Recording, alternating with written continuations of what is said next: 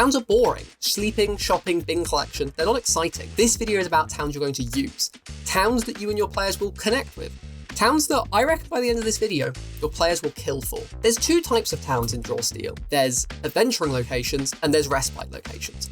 Adventuring locations are any town that its story takes place in. A town that's had its residents kidnapped. A town with an evil dictator. A town being attacked by a city. These are not places your players can take rests. These are places your players are going to go adventure in. And today we're talking about respite locations. Places your players will sleep, where your players will trade, where your players will meet NPCs. The kind of places we live in real life. The boring ones. Most importantly, they're places the players can take respites, because in Draw Steel, the players need 24 hours in a safe location. Adventures can't happen there. If the city's under attack, the players can't take a respite. If the local crime guild is attacking everyone who walks around the city, they can't take a respite. It's not as simple as just closing a door and locking it, the way it is in D&D. Kirk and the town we're making in this video is a respite location. It's somewhere I want my players to come back to and have a rest, have a sleep, take downtime activities. The biggest hook you have in Draw Steel to get your players to engage in the town is the resting. They need somewhere to rest. Either they need their own house, or they need to stay somewhere else. For Kirken, the players are level 1. They don't have their own place to stay. I prepped a few options of places they could stay. They could stay with the Hernandezes if they rescue Zarya from the raiders. They could stay with the guards, but they'd have to abide by the rules. They'd have to stay in the barracks. They wouldn't have much privacy. They'd have to say what was going on. They could stay with the priest, but they'd have to abide by their god's rules. They'd have to possibly complete adventures for the priest if he needed their help with something. They could stay with the mayor, but that might involve getting in charge of politics. The mayor might have his own goals that he wants the players' helps with. Or they could stay at the tavern. But the problem with that is there's already an adventuring party there, the Emerald Line. If they stay there, the Emerald Line might use the fact that they have kind of power over this tavern to try and extort the players. They might break into their room at night and steal the magic items they're chasing. You should have been able to tell by that I'm setting up conflict here. Each of these locations to rest has a downside or a task the players need to overcome. That's important. It means the players will connect to it. If they can just rest for free, no wonder they won't care. If they have to work with someone, if they have to make an agreement, suddenly resting has stakes and it matters. It's something they're going to have to do, so you know they're going to care about it.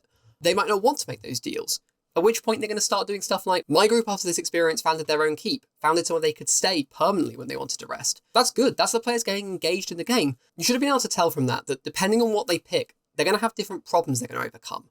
Either they need to complete an adventure before they can rest there, or they might need to complete an adventure afterwards. They might owe someone a favour. So that's pretty simple. What else do you have to prep? Nothing. That's it in Draw Steel. It's that complex.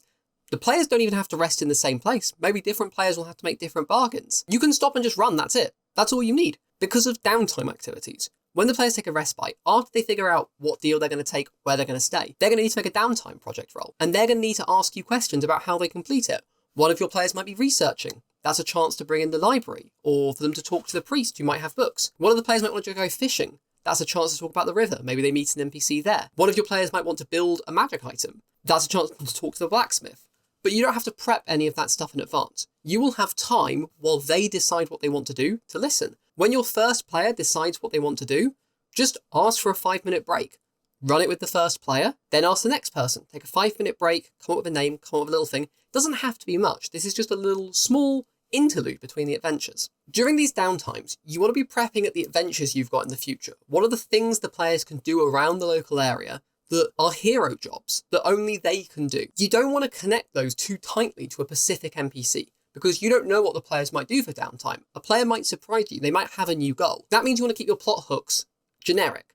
You want to know that something is happening. And then when a player tells you, oh, I study in the library to learn about the lost lore of where these wands are, you can then pull out, priest comes to talk to you, and he tells you about, and then drop in one of your adventure hooks that you know. The adventures we've got in Kirken are the Raiders. We know they've kidnapped someone, and they've been kidnapping a few other people. We know the Emerald Line recently killed the leader of the lizard folk, and that's causing some issues. And we know there's the Autumn Woad. That's then connected to the library, connected to an old adventurer who used to live in this town, who sponsored a lot of buildings. As the players complete their downtime activities, you can hint at this. Maybe the player who goes fishing sees a lizard folk up on the other side of the bank, and they spit at him. Something that wouldn't have happened before the Emerald Line did this. Maybe one of your players, while studying, goes to the library sponsored by the adventurer and learns not just about what they were looking into, but learns the name of the adventure. Maybe they stumble across his notes on the subject. Maybe the player who goes to the blacksmith finds out that the blacksmith is having a hard time buying his metal because the raiders are bringing up prices. And that's it. That's all towns need to be.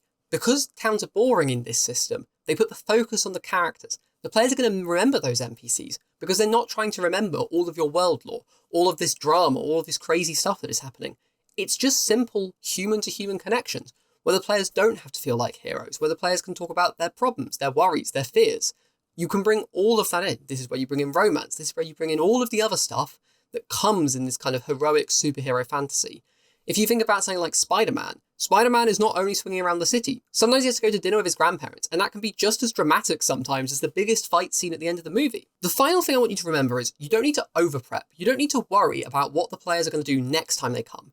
No, towns are really boring. If your town's anything like my town, things take ages to happen. The most exciting thing might be someone getting an extension put on their house, or a new building being built.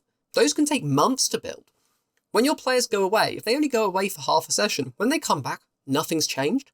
When they come back after a few sessions, when you have enough time to prep, just think about what the next event might be. If they're staying with the Hernandezes, like my players did, they might have to come to a dinner party where they meet some NPCs. They need to look relatively normal, otherwise the Hernandezes are going to be a bit kind of like, hey, you're staying here, you need to look good, you know? They might run into their rivals, they might interact with them, have an argument in the street. The rivals are also resting, so no fight breaks out, it's just an exchange of words. After a really long time, something bad might happen if the players haven't been back for a while, haven't been checking on. But it shouldn't be anything serious. It should be something simple like, the priest has gone on holiday and now two people are arguing, and the priest isn't there to stop it. Can the players stop it? Or it could be something a little bit more adventure-y. If you want to transition this town into an adventuring town, it can be something more adventure-y, but you need to make sure you tell the players in advance. Not literally, guys, this is now going to be a scene of an adventure, you can't rest here anymore. Just hint at it. Oh, someone went missing last time the players were here. Maybe they didn't pay attention because they were in the rush for their main quest. When they come back, two people are missing. And when they come back a third time having done nothing, now it's not a safe place to rest. They need to deal with that problem before they can rest. Again, this is about bringing the stakes down. This is not about the town being the place that Olafek is trying to come through to take over this plane and destroy the world. No. That's the adventure. That would be an adventure town. These are small stakes. If you click on the left here, we've got a link to the playlist on this series. That'll take you to the very first video, and you can binge through the whole series at your pleasure. Or, if you're already caught up, the link on the right-hand side will take you to the next video in this series. If it's not out yet, you'll see my face so you can subscribe, and then you can hit the notification bell so you'll know when the next one comes out. I hope you guys really enjoyed that one. I'll see you guys next time.